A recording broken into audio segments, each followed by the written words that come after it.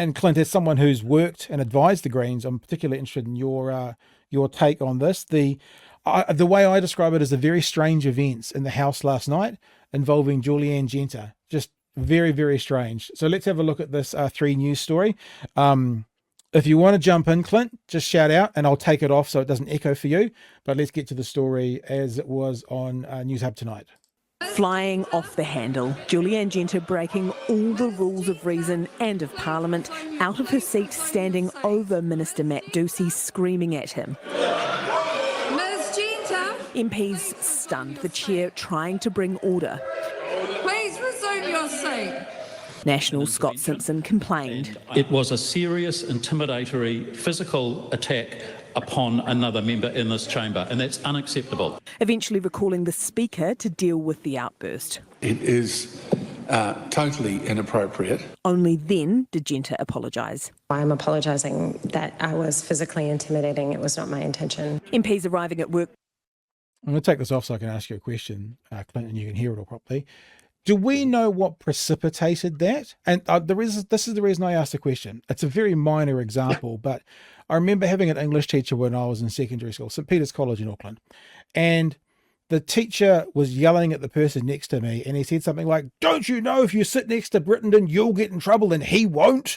Because apparently I had a way of kind of niggling and that kind of stuff and getting them in trouble, but I would always under the radar. And I'm not defending the actions of Anne Genter, but I'd like to understand what happened immediately preceding, because it feels like, in politics, when you make someone lose the rag, you've kind of won, even though they pay the price. I'm wondering if there's any of that to this at all.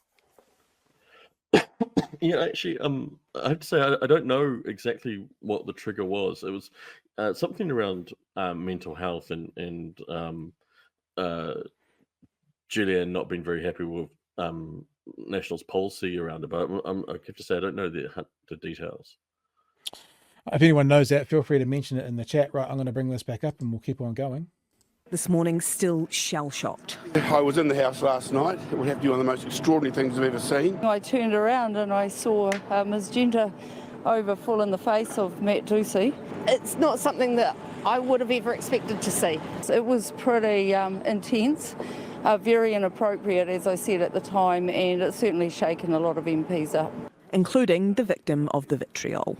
It took me back a bit, yeah. Do you agree it was physically intimidating? Well, I think in 10 years I haven't seen anything like that. Genter went to ground, took the day off, worked from home, leaving her co-leaders to mop up her mess. We make absolutely no excuses for it. It was unacceptable behaviour and Julianne has apologised for it. Is she fit to be an MP? Look, again, this is a one-off instance of unacceptable behaviour. But this florist says it's not a one-off. This is how she conducts herself. She is a bully. Well, I'll play this for the whānau to see, but this does make me, I'm not trying to say this to defend Anne Genter, but to go out and find some rando who may or may not be telling the truth, or may not have an axe to grind, and putting it up there now as evidence to back up why someone's no longer worthy to be an MP. It makes me, I'm not a journalist, right? But even as not a journalist, it makes me uncomfortable journalistically, this kind of part of the story was. I will play it though. It's fair enough that you guys see it.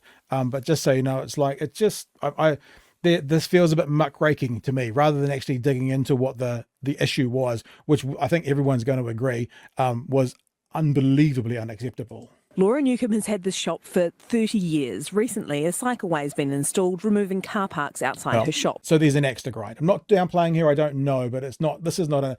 So many people tell me, oh, but you're so biased. And I go, yeah, we tell us what our bias is. I mean, everyone's got a bias. It's just, this feels weird that this person just popped up today. I wonder if they contacted them or they already know. It's just a bit bizarre. My income's been easily halved. Last week, Anne Genter stopped by. Newcombe says the pair got into a heated exchange about Genter's advocacy for the cycleways. She was very intimidating. She pulled out her phone. She put the phone camera right in my face, and I was like, oh. I said, okay, you need to leave now. And then she started yelling and screaming over me that I didn't care about her kids cycling. Do you understand how frightening that must have been for her? I do, and I understand that Julianne did pull a phone out and video the florist. That is completely unacceptable. Newcombe felt uncomfortable about the power imbalance. I think that she should just be suspended, because even if she says sorry, she's not sorry, because this is how she conducts herself, and it's just not acceptable. She doesn't deserve to be in Parliament. Julianne is capable of doing awesome things, and what the point is she can never behave in this way again, and we'll be making sure of that. The Greens have launched a disciplinary process to deal with both the parliamentary and now public outbursts. So, yeah, there you go. I can see people in the chat saying that I'm trying to defend Julianne. I'm just interested as to where this person's popped up from straight away. Obviously, there was some kind of interaction. It just seems, as I said, thinking about, I'm not a journalist, but I've done a lot of work in the world of journalism.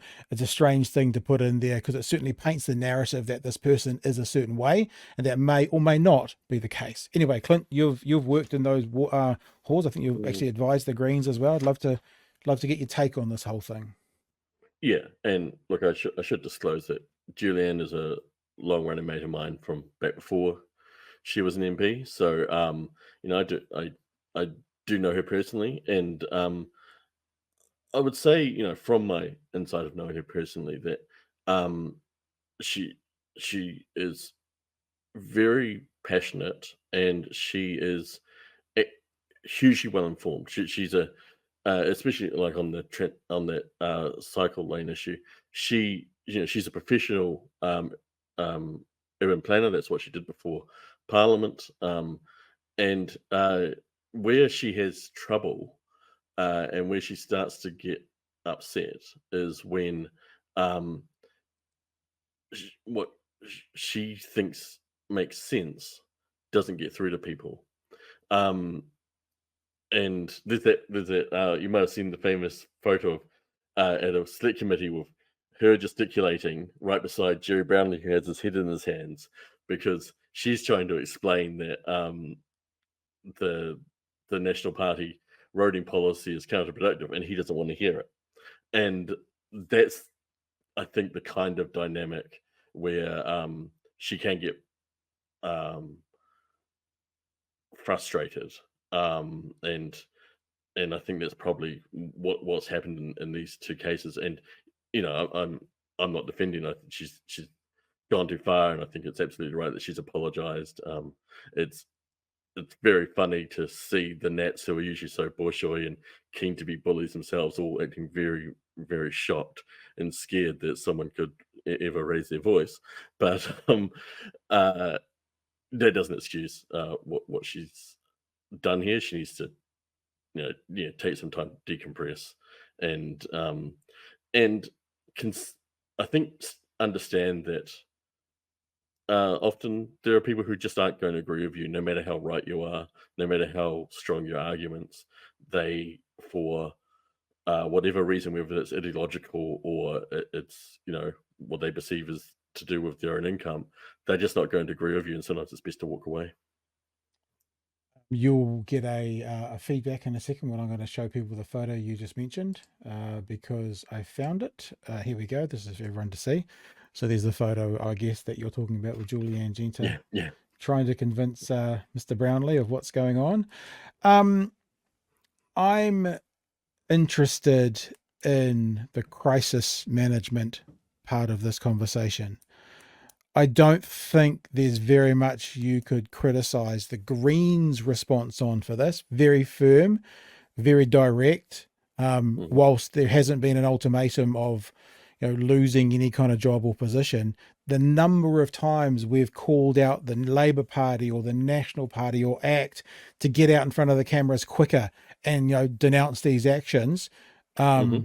I don't know if your skill set when you were there was ever kind of crisis management, but I look at what the leadership of the Greens has done and say it's pretty unquestionably good. What are your thoughts?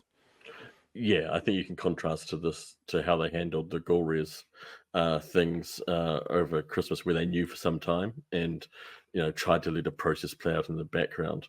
I mean, obviously this was already in the public sphere, so they didn't have a choice. But they've done it exactly right. They have not made excuses for her. They've said what happened is unacceptable, and they've said it can't happen again. And in terms of crisis management, that's bang on. That's how you handle it.